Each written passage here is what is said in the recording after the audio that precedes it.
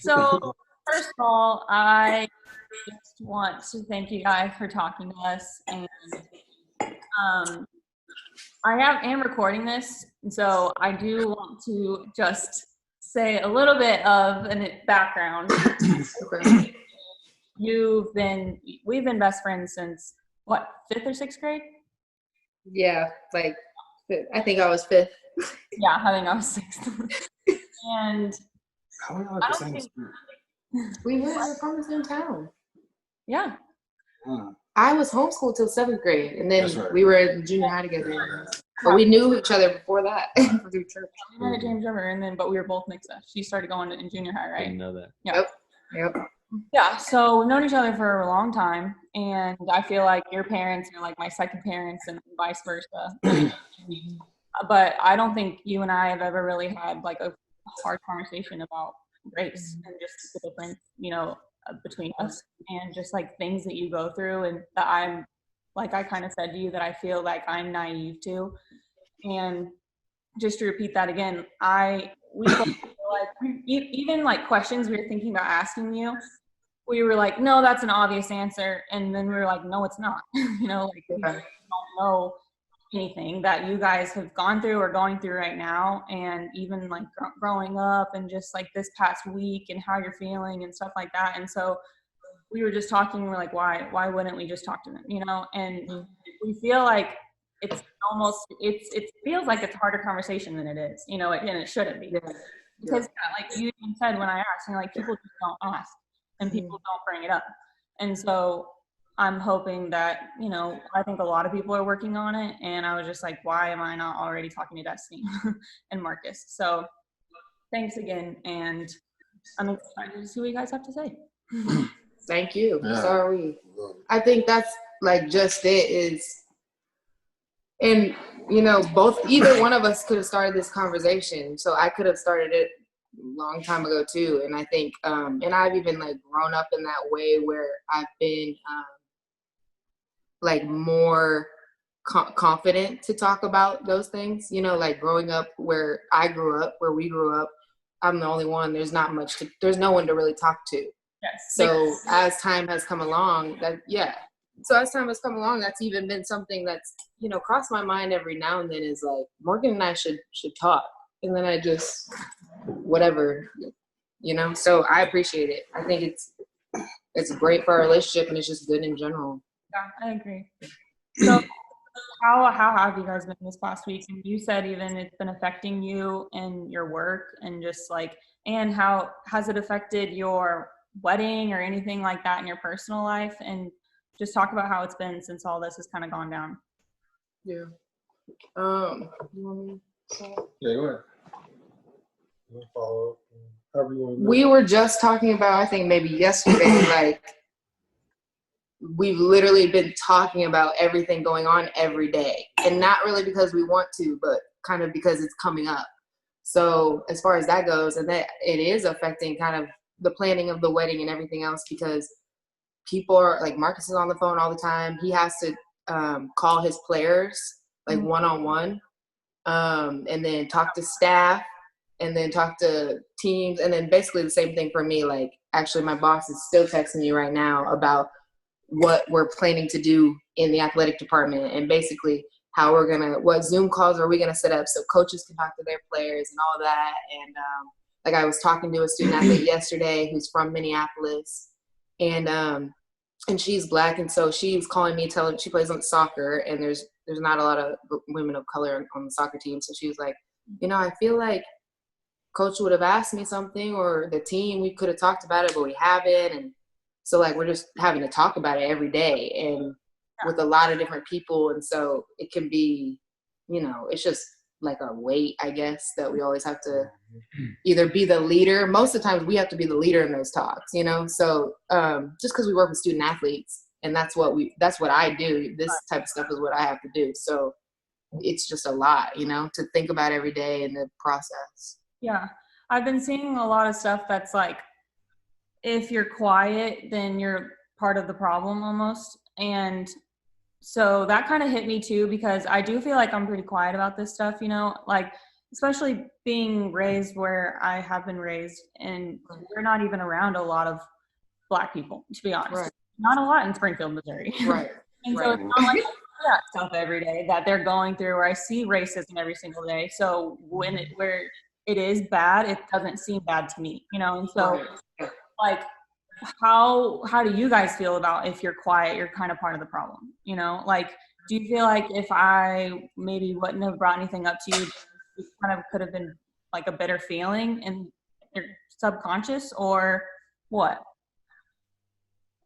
I think that's a good question. Yeah.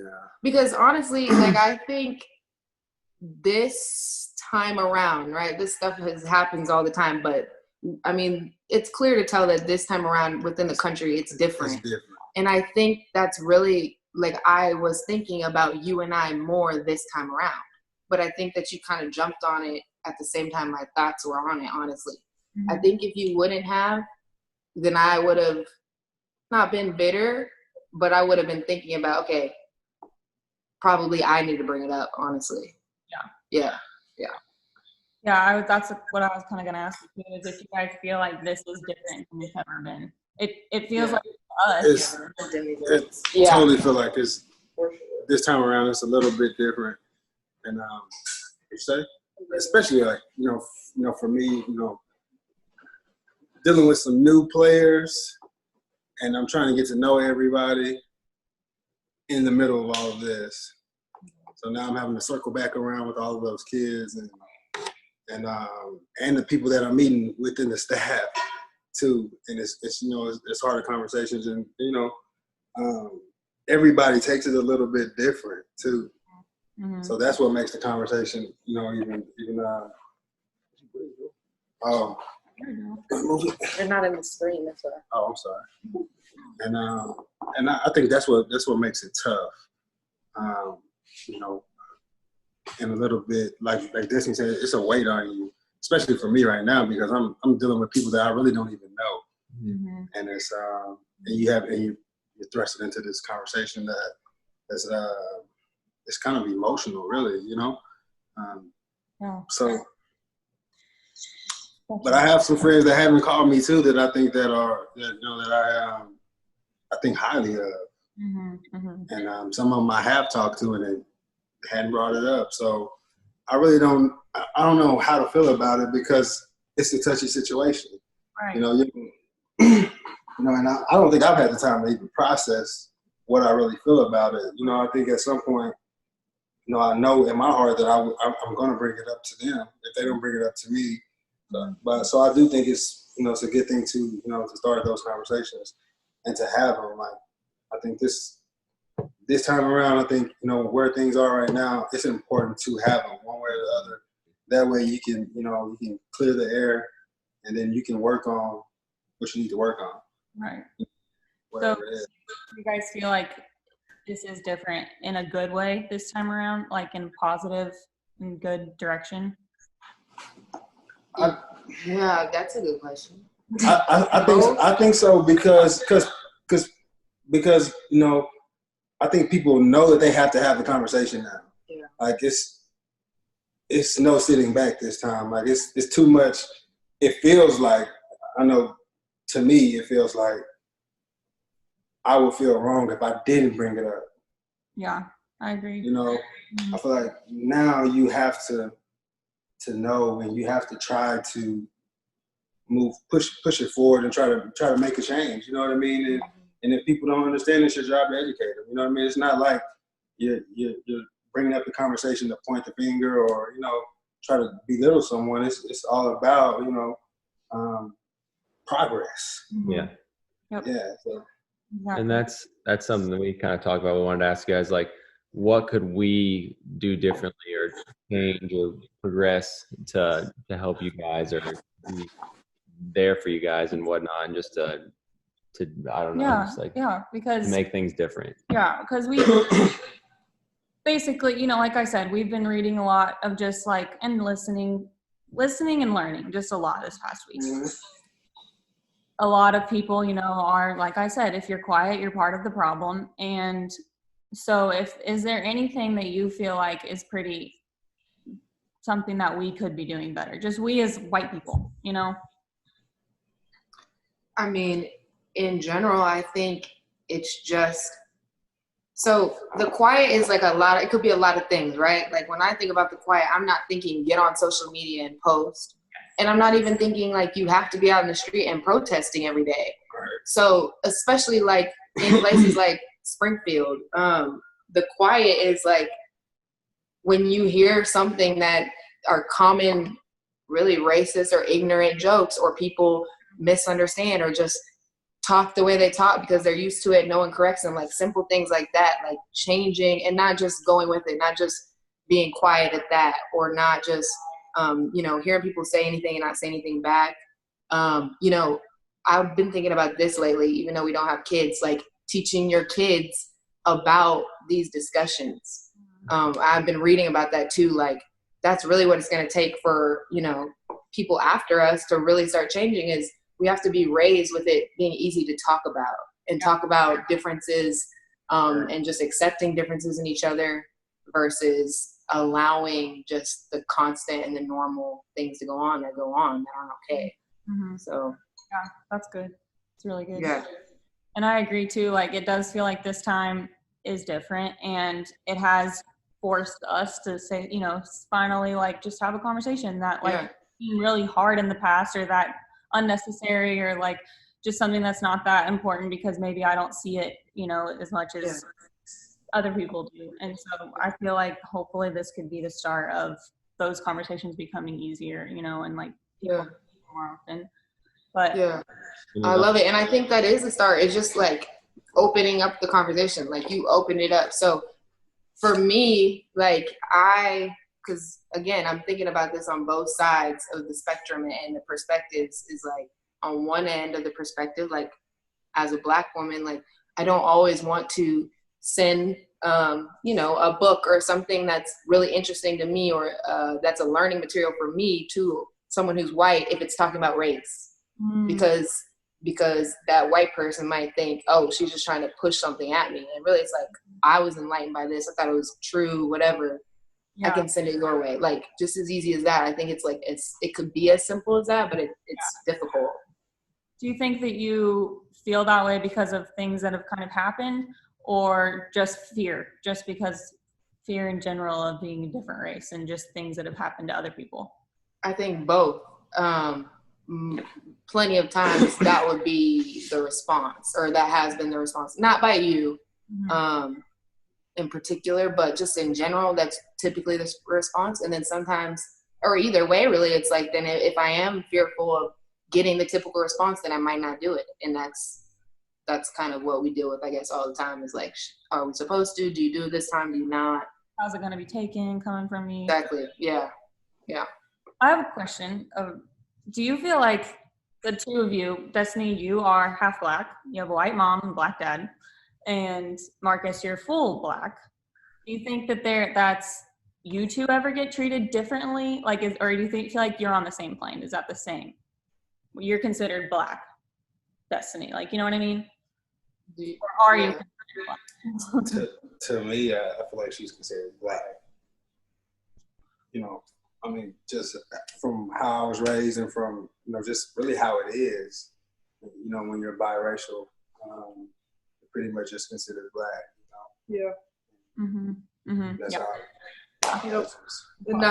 And I agree too. Like, that's the way I look to the world, so nobody guesses that I have a white mom, and they really don't care because I look Black. So I deal with, stuff as a Black person would. Now, I will say that, unfortunately, the truth is that, like, I could be privileged in the sense that I have lighter skin, and that's like a whole nother issue within Black culture and people, is darker skin usually gets mistreated worse. Mm-hmm. So like there's, levels to all of this, which are not good, but yeah, with us, there's, I'm Black. That's what I feel. So Destiny, how you were born in, where were you born? You were born in Nixa. Springfield. Yeah. Cox South. Born and raised. Yep. A very predominantly white culture. and Yep. went to high school, white high school, basically. So Yeah. how was that growing up? Like, was that like hard on you, or was it really something that you paid attention to, or did you just suppress it, or did it matter, or what? Probably all of that. I always, like I told Marcus this, like, one, I think that, I don't know if it was the way, like, my parent, how my parents brought me up, a lot of things, just the way God made me, but I was always secure in who I was. And I think, and I was fortunate in that, because how, like, being, like, basically the only Black girl in school usually, if I had struggles with security in general, it would have been worse. But I'm thankful that for whatever reason, I was confident in, like, my own identity. Mm-hmm. But that being said, yeah, I mean, honestly, like, daily, I dealt with things that I knew were wrong, or I knew I was only dealing with because I looked different from everyone else. Really? Yeah, for sure. But because, and that's the thing, that's why I say, like, I've grown too, but also, I mean, being one person in a school of 500 or so, 500 in your class? yeah, what was I gonna do? Every time someone says something, point it out. Yeah. Every single time, and then be what do they call them, a race baiter, or be whatever, like, because I'm telling someone that doesn't have to deal with it any other time except when they talk to me, that's not okay to say. Mm-hmm. Or you shouldn't, you pointing out that I'm Black all the time, no one else has to deal with that, and usually, and that's the thing about whether I'm Black or I'm half Black, in that school I was Black because I was the darkest one. Now, every now and then someone would make a mixed joke too, but it's the same thing. So yeah, I dealt with it all the time. And sometimes we're, like, harder than others, but I guess it was just like, this is what I have to deal with. I think that was part of the reason I wanted to leave Springfield, because I knew there was other people that, looked like me, or just in general. I like diversity in general. Like, I love being around different types of people. Right. And that's one of the things I loved about, like, being in Kansas City, and what I've loved ever since is just being around all types of people and not feeling so singled out all the time. Yeah. Which also leads me to, you've lived in a lot of places. So have you, Marcus. And Mm-hmm. Oklahoma, Arkansas, Texas, Louisiana. Yep. Massachusetts. Yes. That's about it. Minnesota, North Carolina. He lived in Minnesota and North Carolina. That's awesome. That's so cool. And you feel like you guys it's been better in some places and than other places? No question. Yeah. Yeah, no question. Like, well, the town that I'm from, like Waco, it was pretty racist there, So, but Oklahoma was fine. My experience here was okay. Obviously I've had some different, some exchanges with some different police and all that stuff. But Oklahoma to me was fine. Minnesota was fine. Arkansas was by far the worst place I've ever been as far as race. And he was just there, like, that was not comfortable. Like, every time I'm riding to Hot Yeah. Springs, I'm riding by, houses with those Confederate flags and signs and stuff like that. It was just, going into a store, remember I was telling you about that guy that just called me the N-word in that store because he wanted to cut in front of me. Yep. So Arkansas was the worst place.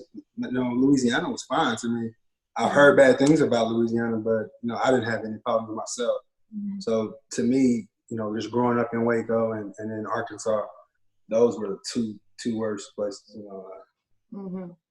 So go ahead. As far as your coaching experiences, I know your last head coach that you worked for was white, and I'm sure you've Right. worked for other white head coaches. Have you ever experienced, like, being treated differently as a Black coach compared to other white coaches that were on the staff, like having leniency on how you can call plays? Maybe, I know you might not call plays, but being coached a certain way. Yeah, I think you see that on every staff. I think the best staff that I've been around was at Oklahoma with Bob. Yeah. And their upbringing is different than most people that get into those positions like head coaches. But you definitely see the difference in how they treat certain members on the staff. like there's certain terms that they use about people. For instance, when I was at Henderson State, there's certain terms that they use like lazy, and you know the connotation behind it. You know what I mean? And you notice those things, and you just have to sometimes you know just bite your tongue. You know what I mean? But you know what they're getting at, and but you know they got this person over here who's the coach's buddy, does something worse, and you know it gets overlooked all the time. So it's kind of one of those things that you know in the workplace. You know you pretty much got to be 2 times as good. You know you got to be sharp and be So that's just one of those things that we deal with anyways. At every job, I feel like, I was just talking to my mom and we were talking about that, and that's just one of those things that when you leave the house at 18. Like, you're going to have to do these things and be sharp, be 2 times as good. That's just how we're raised. I think everybody is raised that way, from what I know. Everybody who's black. Yeah, that. You have those conversations with your parents, and you just kind of understand it, and you just take it for what it is, as a black person. That, hey man, I know going in that I'm gonna have to be 2 times better than anybody I'm competing with for this job. So, my boss at Arkansas, she told me that this was after I got the job, and I guess she thought it was okay to say, but she told me that she never thought I was her first hire. She told me that she never thought a black person would be her first hire. Yeah, to my face. Yeah. Yeah. Like, why would you Just even say that? dumb stuff. Yeah. What even? I don't even understand. See, that's Exactly. A white person. Some people don't realize that that's not okay to say. They think like it's just a joke. Like it's okay. Like that's not going to hurt your feelings, or that doesn't. Right. Like to her, it's just like, oh yeah, that's fine. Right. Exactly. Yeah, just by far, and I hate to talk negative about people, but he's the worst one. The worst we. Yeah, he's the worst coach I've been around as far as how he treats people on his staff and his players, like how he talks to the kids, and they absolutely hate it. So it was a tough place to work for, as far as being in that city and just working with him. And you're saying how he treats players of color versus white players. Oh yeah. Yeah, so he had this thing, this is what pissed me off, and I knew that the moment that I can get out of there, I was going to get out of there. So, black kid to quit, he would say, we got a runner. Like, that's what the freaking which means? You know what that means when, the slaves run away, That's the term that he would use when if somebody would quit the team. So, at that moment, I knew, I was like, okay, You have a runaway slave, basically, was what he's calling them. Yeah. Yeah, and they would say it as like a joke, like, got a runner, got another runner, and it's like, really? Yeah. And so, That we're literally clueless to. Yeah, sucks, man. I'm sorry you had to deal with that. That's awful. No, yeah, you just I don't know. Some people are ignorant, and they don't think that that stuff matters. Yeah. And really it's their position. Yes. They get to these positions and they get so much power that they don't even think it. They don't even care to watch what they say anymore because it don't matter. They feel like their position, they can say whatever they want to say and it really don't matter. They got control over you. What are you gonna do? So it's like, well, I know you just guys pray for them. You just gotta pray for those type of people, You're right. You guys get used to it or brush it off or whatever you do to get through it and buy it, but I'm sorry. Yeah, it's not okay. You should not have to deal with that ever. And you two we disrespect you guys so much and your heart, and like we would never even know this stuff that you go through because it's not like you're out here complaining and talking crap all the time. Like you're just who you are. You have a good heart and you get through life as best you can, and it's inspiring, honestly. But and on a lighter note, congrats again on the new job. Awesome. Thanks. But come watch sometime. Oh yeah. Yeah. Another trip. Yeah, another trip. Yeah.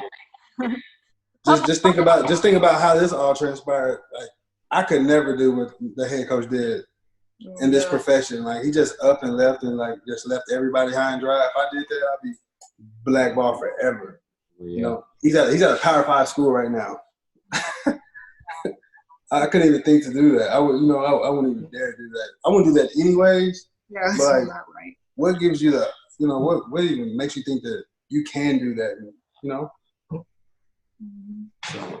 One other question, or maybe a couple, but what is one of the hardest decisions you guys have had to make because of you think you're being maybe forced to make it because of your race, or just like you're making a decision and you're having to consider like I'm Black, I need to consider it. Has there been a time like this in your life?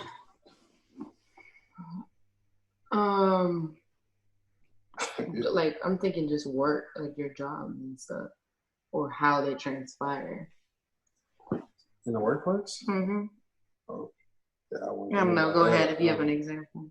Ask the question again. Just if you've ever had to make a decision kind of based on am I wording this? I need to word it better. Just based on the fact like you would probably make it differently because you are Black. Yeah. Well, I mean, yeah. It's kind of like I think a lot of things in a sense. Like for instance, to be honest, I basically got my master's because I'm Black.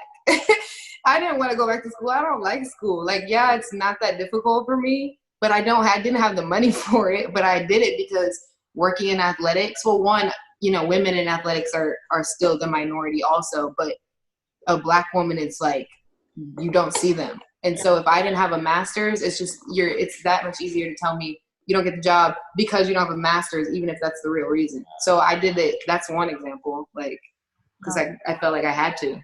Yeah. That's a really good example. Do you have anything else that you're kind of on your heart or anything? No.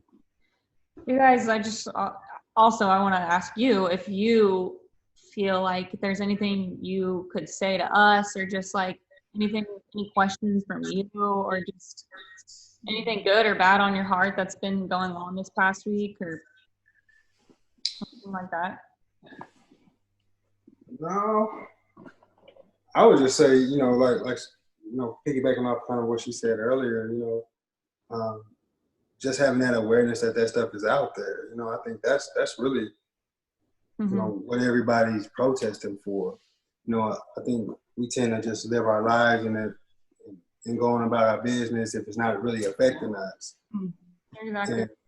And I think just having that awareness and understanding that, these things happen and people are affected by them, just from simple stuff like in Arkansas, I'm really not leaving my house once it gets dark.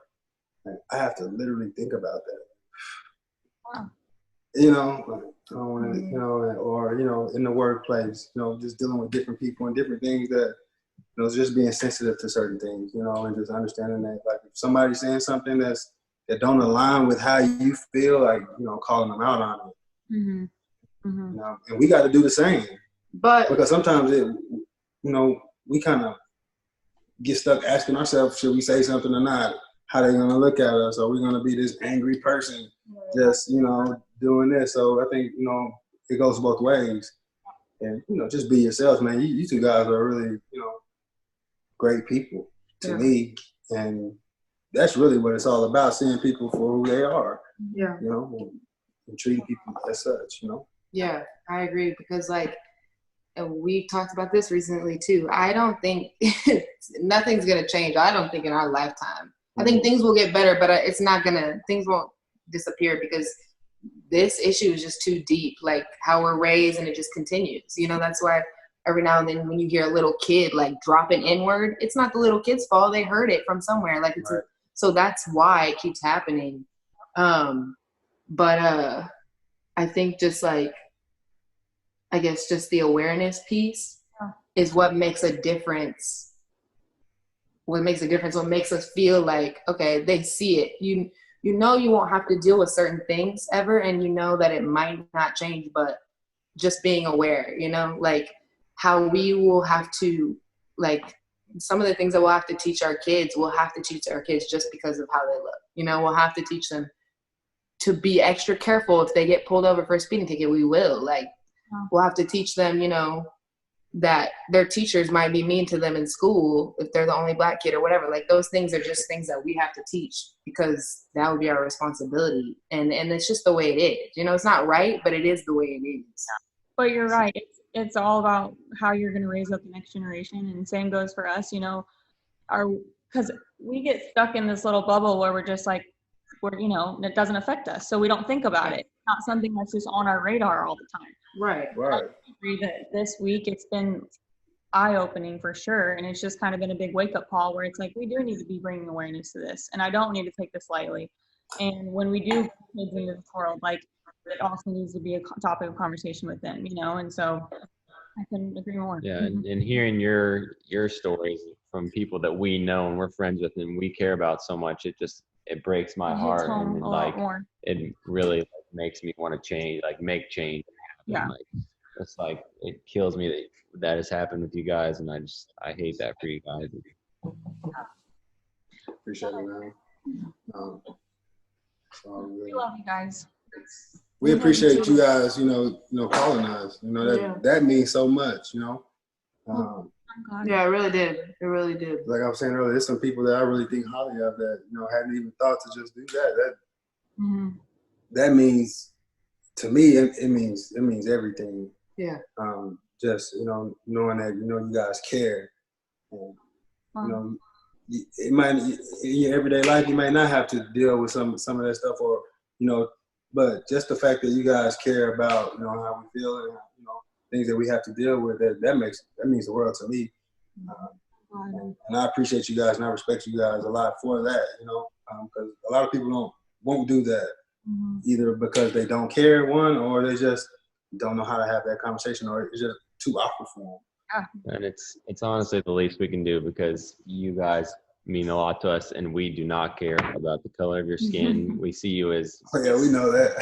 Yeah, we already knew that about you guys. That's not something that we question, you know, but We appreciate we it. just appreciate you guys, you know, doing that. That's just, you know, I'm really you know, happy that you guys did that. Seriously. On a brighter note, 7 days away from you guys getting married? Oh my gosh. You know, Wait, no, not 7. Don't say that. 8. We got another day. Wait, 9. Today's Friday, Technically Thursday. it's 9. Well, we got 9. Actually. Can you believe it? After your mom sent us those pictures today, I was like, oh my goodness, where did time go? I agree. It's so weird. I can't wait though. It's gonna be Ah. awesome.